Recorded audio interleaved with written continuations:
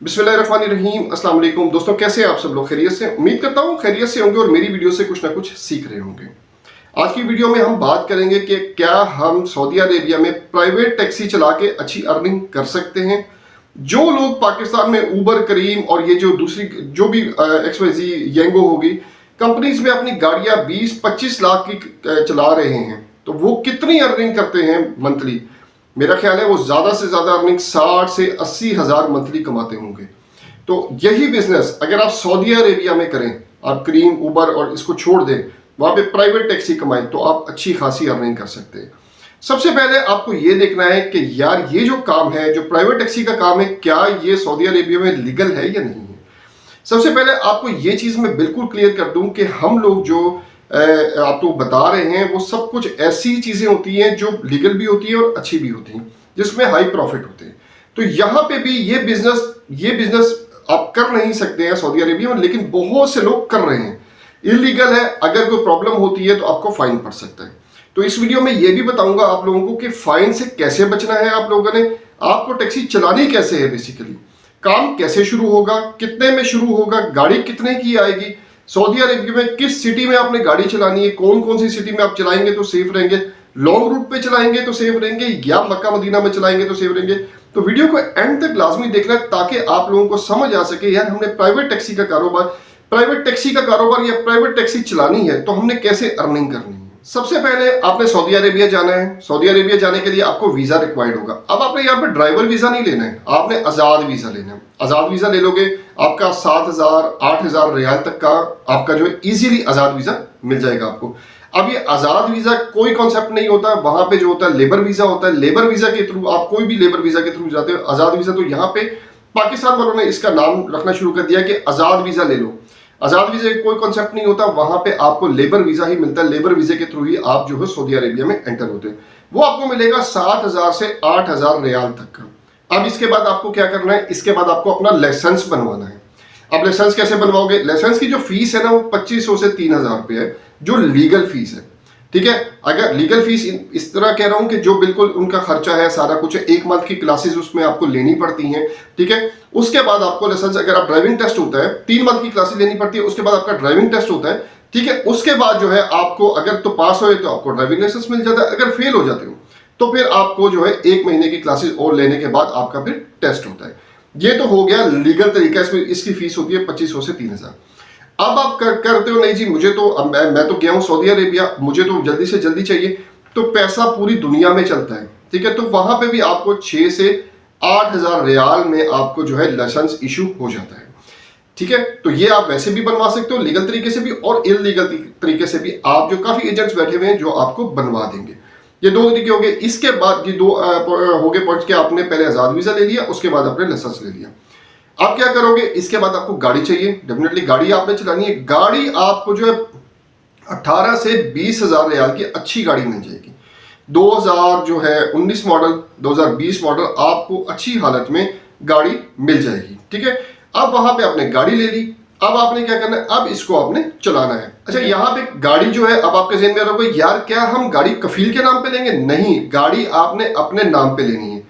जो आपका पासपोर्ट है उस पे ऊपर जो वीजा लगा हुआ है उस पे आप गाड़ी ले सकते हो। तो गाड़ी आपने अपने नाम पर लेनी है, कफील का इसमें कोई अमल दखल नहीं है। ठीक है, वही जो मंथली चार्जेस जो कफील के साथ आपके सेट हुए 500 लेनी है उसने, या 1,000 रियाल लेना है, वो आपने देना है। बाकी आपने कुछ नहीं देना। ना गाड़ी की किस्त देनी है, गाड़ी कैश पे लेनी है आपने, ना गाड़ी की किस्त देनी है, ना लटर पटरन जो टैक्सी के जो चार्जेस वगैरह जो नंबर प्लेट के है वो भी आपने लेना। आपने कुछ भी नहीं देना। आपने सिर्फ जो है आपने गाड़ी खरीदनी है, लाइसेंस लेना है और वीजा लेना है, ताकि आप वहां पहुंच के अपना काम कर सको।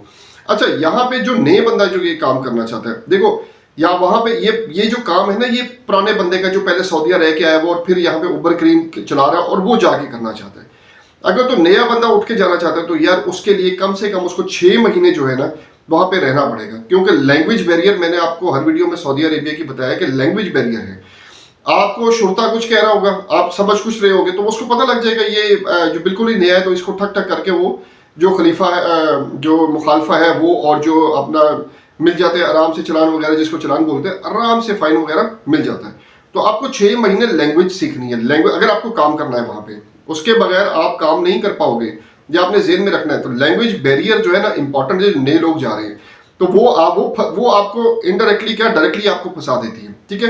तो ये नए बंदों के लिए तो काम है ही नहीं। ये जो वहां पे वेल नोन है, जो जानते हैं वहां पे नो हो है, जिसको रोड्स की सारा कुछ, तो वो काम कर सकते हैं इसलिए क्योंकि उनको पता है जब गाड़ी चलानी है तो किस एरिया में जो है पुलिस वाले खड़ा है, किस एरिया में नहीं है, कहां से हम इजीली गुजर सकते हैं और कैसे गुजर सकते हैं। अच्छा, ये जो गाड़ी है ना, ये 19-20 मॉडल की, ये आपने यूज में मिलेगी आपको, ठीक है। 18 से 20 हजार रियाल की आपको ये यूज गाड़ी मिलेगी। ये ना समझिएगा कि नई गाड़ी मिल जाएगी, तो नई गाड़ी इतने में आपको बिल्कुल भी नहीं मिलेगी। लाइसेंस ले लिया आपने, वीजा ले लिया आपने, उसके बाद आपने गाड़ी ले ली अपने नाम पे। अब आपने ये सोचना है कि हमने चलाना किस एरिया में है।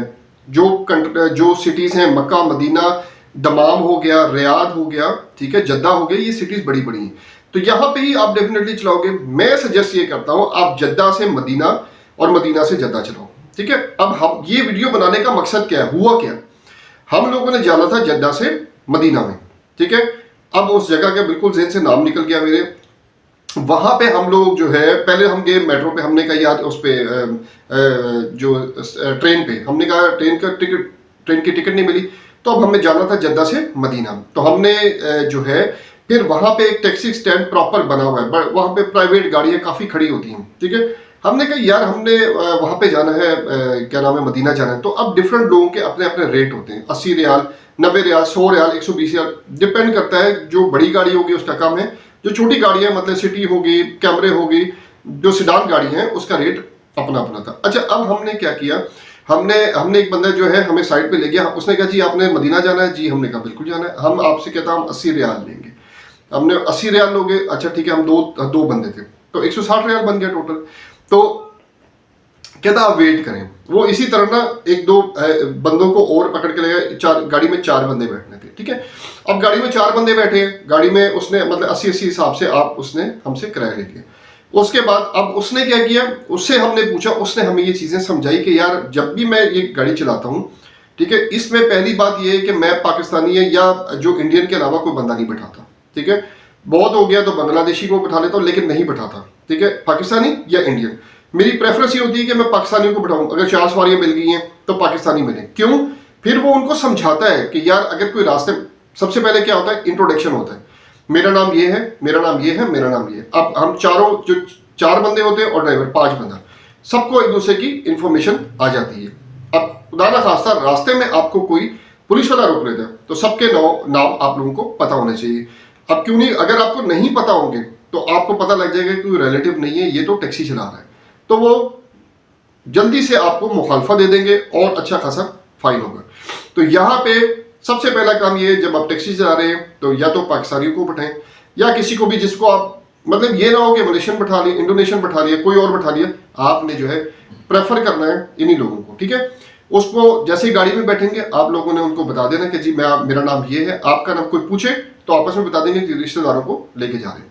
प्रॉफिट है तो इसलिए ये वीडियो बना रहा हूँ, ठीक है। इलीगल है काम, लेकिन लोग कर रहे हैं। जब लोग कर रहे होते हैं ना जो काम, उसमें प्रॉफिट अच्छा खासा होता है। क्यों जद्दा से लेके हमने मदीना तक की ये हम इसको डिस्कस कर रहे हैं, वो इस वजह से कि जो मदीना है ना उसके हरम में प्रॉब्लम नहीं है, ये हरम के गेट पे आपको उतारा है। लेकिन ये मक्का में अगर आप गाड़ी चलाते हो तो हर जगह पुलिस वाला है, तो वहां पे आपको कंफर्म फाइन पड़ेगा ही पड़ेगा। जो हरम की हदूद में आपने मक्का में नहीं चलानी टैक्सी बिल्कुल भी। उसके बाद किसी अरबी को आपने अपनी गाड़ी में नहीं बैठाना। क्यों नहीं बैठाना, क्योंकि उसको तो पता लग जाएगा टैक्सी नहीं है, और ये इतने घटिया ना, ये 1 मिनट से पहले आपकी कंप्लेन कर देंगे, तो आपकी एक तो टैक्सी भी जब्त हो जाएगी और उसके बाद अच्छा खासा फाइन पड़ जाएगा। दूसरे नंबर पे आपने किसी भी सिग्नल पर पाकिस्तानी हो, इंडियन हो, बंगाली हो, आपने नहीं बैठाना, ठीक है, क्योंकि कैमरे लगे होते हैं, कैमरे की आंख में आप आ जाएंगे तो प्रॉब्लम हो जाएगी। कुछ एहतियाती तदाबीर करके आप हो अपनी प्राइवेट टैक्सी चला सकते हो। हर दिन एक नया दिन होता है, आपने किसी दिन भी शातिर नहीं बनना, ठीक है। आपने किसी दिन बुरा भी आ जाता है, ठीक है। आपने बिल्कुल ध्यान से सोच समझ के अच्छी तरह काम करना है। जो मक्का है ना, मक्का से लेके जद्दा तक भी लोग चलाते हैं। वहां पे भी हमारे साथ ऐसे ही था कि मक्का में हम लोगों ने जाना था जद्दा में, तो जो एक बंदा पाकिस्तानी था हमारे गुजरावाला का था, वो आया हमारे पास, आपने किधर जाना है, हमने जी जद्दा जाना है। उसने टैक्सी जो है एक होटल की साइड पे खड़ी की हुई थी, प्राइवेट टैक्सी होटल की पार्किंग में। हमें कहता है जी आप एक होटल के अंदर, उसने हमें बैठा दिया कि आप ये रुके मैं और सवारियां पकड़ूं। जैसे और सवारी आई हैं वो उसने उसमें बैठाई हैं और हमें जद्दा ले गया। जब हमें जद्दा ले गया, हमें ड्रॉप किए, हमसे उसने 20-20 40-40 जो भी रियाल उस टाइम लिए, हम लोगों ने उसको पे किए और हम उतर गए। तो अब आप ये बताएं, वो भी तो कर रहा है, ठीक है। उससे पूछा हम लोगों ने कि यार क्या इसमें ये लीगल तो है नहीं, आप कैसे चला? उसने कहा अभी तक मुझे मुखालफा वगैरह कुछ नहीं मिला, मेरा काम चल रहा है, ठीक है। अब मैं ऐसे ही आप लोगों की तरह पाकिस्तानी जो है बंदे वगैरह उनको बैठाता हूँ, उनसे बात कर लेता हूँ कि अगर कोई चेक पोस्ट पे रोकते हैं तो आप लोगों ने ये शो करना है कि मैं आपका रिलेटिव हूँ, और क्योंकि जबान एक है, सब कुछ हेट है, कहाँ से आया मैं, तो वो पूछ लेता है, तो हम लोग जो है उसी तरह उसको बता देते हैं। तो ये थी वीडियो जो बहुत सारे कमेंट आते हैं, प्राइवेट टैक्सी चलाना चाहते हैं हम लोग, तो उसमें हम कैसे अर्निंग कर सकते हैं। अच्छी खासी अर्निंग है, ठीक है, अच्छी खासी अर्निंग है। किसी से बदतमीजी नहीं करनी है आपने, कोई भी पाकिस्तानी इंडियन बंगाली से बदतमीजी नहीं करनी है आपने, अपने काम की तरफ तवज्जो देनी है। अच्छा आप कमाना चाहते हो ना, प्रॉफिट कमाना चाहते हो, तो प्रॉफिट आप इसी तरह कमा सकते हो। तो ये थी एक वीडियो जो बहुत ज़्यादा कमेंट आ रहे थे कि सर प्राइवेट वीडियो पे हम प्राइवेट टैक्सी पे वीडियो बना के बताएं कितना जो है उस पर क्या क्या चीज़ें एहतियाती तदाबीर क्या क्या हो सकती, तो वीडियो आप लोगों के लिए बना दी। चलो उम्मीद करता हूँ आपने इस वीडियो से भी कुछ सीखा होगा। वीडियो को लाइक सब्सक्राइब और शेयर लाजमी कर दिया करें ताकि आने वाले इंपोर्ट एक्सपोर्ट या बिजनेस करना चाहते हैं पूरी दुनिया में कहीं भी, वो भी वीडियो से कुछ ना कुछ सीख सकें। अगली वीडियो तक के लिए अपने भाई को इजाज़त दीजिएगा, अपना बहुत ज़्यादा ख्याल रखिएगा। अल्लाह हाफिज़।